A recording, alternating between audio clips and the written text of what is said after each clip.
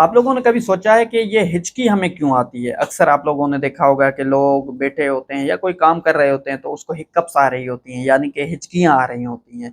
तो आज की इस वीडियो में यही जानेंगे कि ये हिक्कप्स क्यों आती हैं, क्या वजह है इस हिचकियों का आने का? तो इन हिचकियों को इतना मामूली भी नहीं लेना चाहिए, ये किसी सीरियस बीमारी की अलामत भी हो सकती हैं, सच एज़ गुर्दों का फेल्यूर होना। तो ये जो हिचकियाँ हैं, ये कोई सीरियस बीमारी की अलामत भी हो सकती हैं। लोगों में अक्सर एक मिथ पाई जाती है कि लोग समझते हैं कि अगर किसी भी इंसान को हिचकी आ रही है, तो यानी कि उसको कोई याद कर रहा है। ये टोटली गलत बात है, इसके पीछे कोई सच्चाई नहीं है। तो आज की इस वीडियो में हम डिटेल में यही जानेंगे कि ये हिचकियाँ क्यों आती हैं और कौन-सी वो बीमारियाँ हैं, सीरियस बीमारियाँ हैं, जिसकी वजह से ये हिचकियाँ आती हैं। तो चलें वीडियो स्टार्ट करते हैं। मेरा नाम है doctor Babar Rahman. Welcome back to my YouTube channel health awareness by doctor Babar. तो सबसे पहले कि ये हिचकियाँ आती ही क्यों है? क्या होता है हमारे जिस्म में जिसकी वजह से ये हिचकियाँ आ रही होती हैं? तो हमारे जिस्म में एक मसल होता है जिसको कहा जाता है डायाफ्राम, जो कि हमारे एब्डोमेन यानी पेट और जो हमारे फेफड़े हैं, इनके दरमियान होता है। ये सेपरेट करता है थोरेसिक कैविटी और एब्डोमिनल कैविटी को। इनके बीच में एक मसल यानी कि पट्टा पाया जाता है जिसको कहा जाता है डायाफ्राम। अब किसी भी वजह से अगर ये डायफ्राम का स्पाज़म हो जाए या तो ये ज़ोर से कॉन्ट्रैक्शन करे, यानी कि ज़ोर से इस पट्टे का सिकुड़ाव हो, तो इससे ये हिचकी प्रोड्यूस हो रही होती है। तो ये हिचकी नॉर्मल भी हो सकती है किसी भी इंसान में। नॉर्मल हिचकियों की वजह की भी बात करेंगे और कौन-सी बीमारियाँ हैं जिसकी वजह से हिचकियाँ हो रही होती हैं। और इस वीडियो के एंड में मैं आप लोगों को कुछ टिप्स दूँगा जिस पे अमल करके आप इस हिचकियों से निजात पा सकते हैं।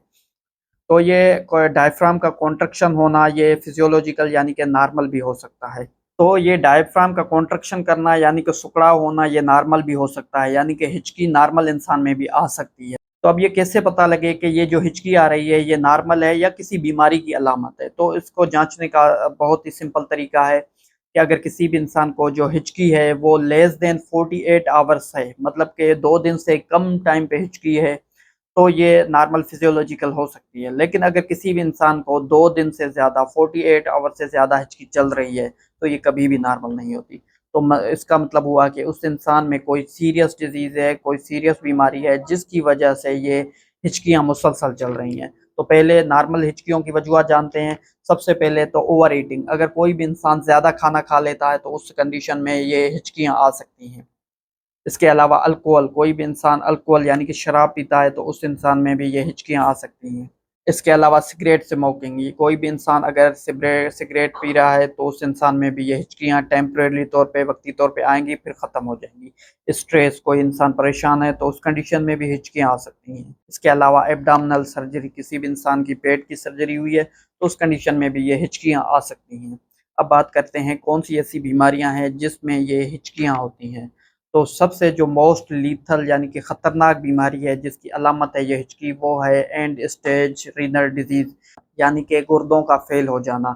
अगर किसी भी इंसान के गुर्दे नाकारा हो जाते हैं तो उस इंसान को कंटीन्यूअस हिचकियाँ आने लगेंगी।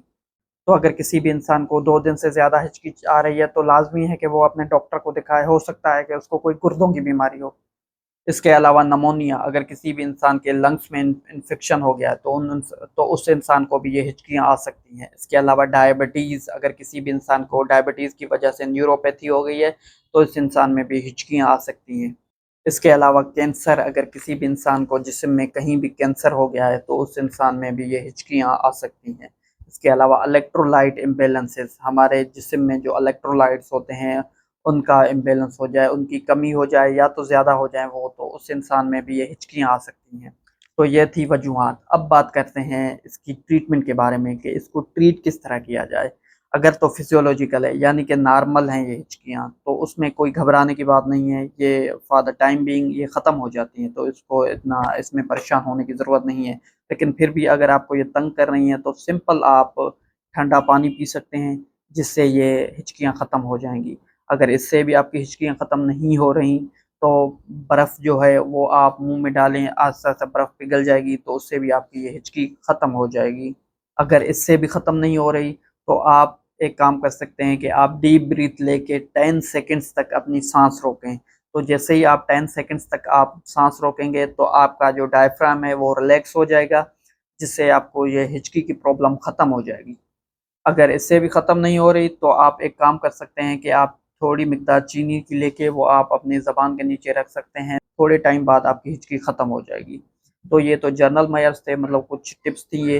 अब बात करते हैं कि अगर किसी बीमारी की वजह से हो तो उसका इलाज क्या किया जाता है। सबसे पहले तो जिस बीमारी की वजह से ये हिक्कप्स हो रहे हैं तो उस बीमारी का इलाज होना लाज़मी है। इसके अलावा कुछ मेडिसिन्स दी जाती हैं जिन लोगों में ये हिचकियाँ आ रही होती हैं, सच एज़ बेक्लोफेन। बेक्लोफेन आप लोगों ने अक्सर देखी होगी, जिनको भी हिचकियाँ आती हैं तो डॉक्टर उनको बेक्लोफेन लिख के देता है। ये आपने ओवर द काउंटर नहीं लेनी, इसके काफ़ी सीरियस साइड इफ़ेक्ट्स होते हैं। तो जस्ट नॉलेज पर्पज़ के लिए मैंने आप लोगों को ये बताया। तो इस वीडियो के लिए इतना ही। अगर आपको मेरे वीडियोस पसंद आ रहे हैं तो kindly subscribe my YouTube channel and click on the bell icon. Doctor Baba Rahman signing off. Thank you so much.